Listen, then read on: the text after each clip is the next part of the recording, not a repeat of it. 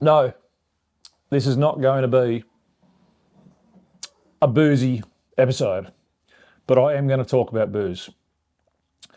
I'm going to talk about alcohol and how I found alcohol does affect my mood and my mental well-being, my mental fitness, and how too much booze can make things quite a lot worse. It's no secret that I don't mind a beer. I don't mind a couple of beers, and I don't think that I don't have an issue with that. This is not an anti-booze episode where I'm going to berate people for getting on it, so to speak. I definitely don't endorse it for anyone who is having any sort of mental health problems, any sort of battles. Stay away from it. Honestly, you might think, and I still got to capture myself a little bit, sort of catch myself and say, hey, ease up on it.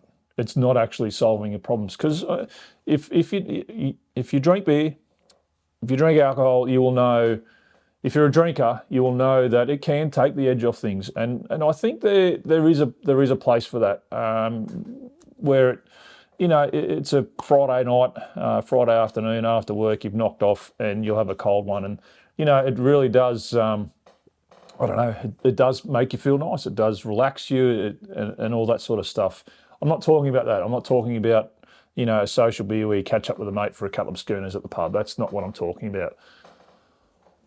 What I want to talk about is getting yourself legless, bloody drunk, waking up with a filthy hangover, and then wondering why in 3 or 4 days' time you're feeling like absolute rubbish in your mind. That's the stuff that I'm sort of want to try and explain a little bit. Now, I'm not a professional. I know I've said that to you before. This is based on personal experience and also what I've seen other guys battle with, and what I've noticed in other people that have lent into the alcohol a little bit too much. And based on my personal experience, I mean, when I did have my big stumble, I actually quit the booze altogether. I think I was probably 4 or 5 months without having a beer. I actually cut away beer, cut away coffee, although I enjoy both of those things, but I cut them away altogether. I really did try and I guess clean myself up, for want of a better word. I did go on medication at the time and things like that, so I wanted to make sure that I was giving that the best opportunity to try and help the situation, doing anything I can to try and get myself back up to a functioning level again. So I did, I stopped drinking altogether.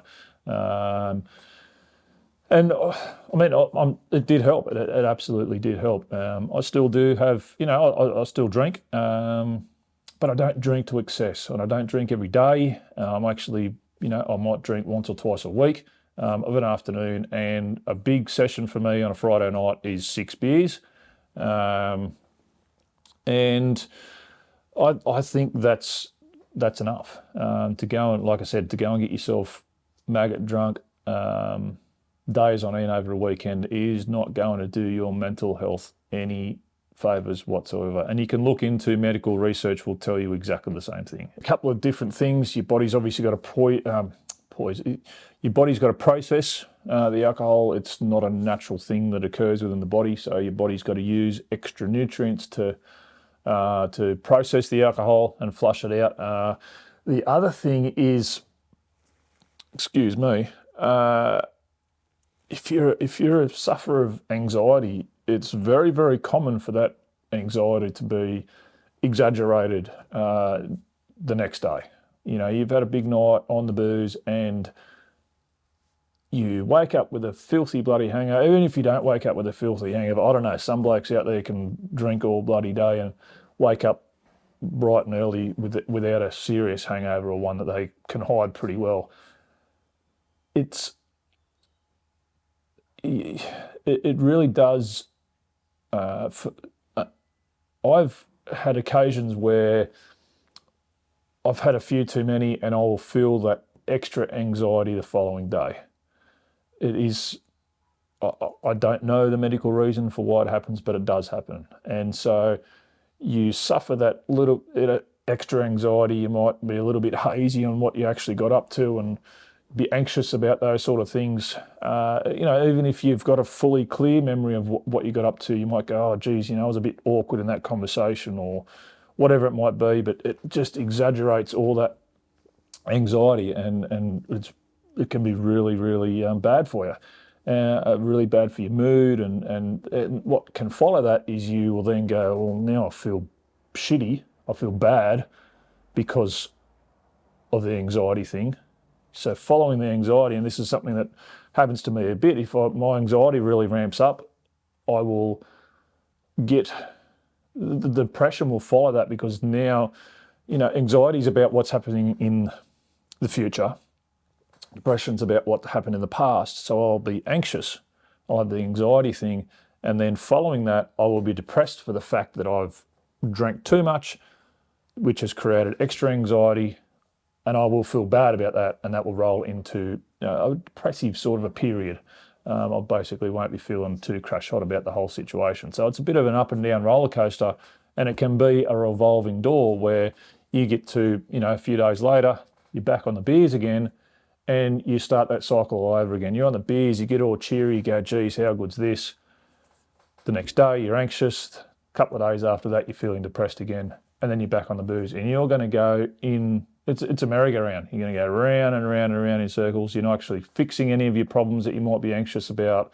Your depression's going to get worse, and it's really, really not a good thing. And it seems to be, and I'm not having a shot at anybody out there who's doing it or whatever, but there seems to be a bit of a trend of podcasts and other content being created where it's all about, I'm on the beers and let's crack a beer and all that sort of stuff. I guess my message to people is you don't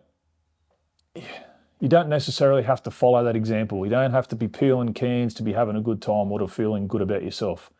It's actually a way of spiraling further into your anxiety and depression. So if you're seeing this stuff, and some of them do really great stuff, and their heart's probably in the right place, but for me personally, I just wanted to say it's not always the best way forward.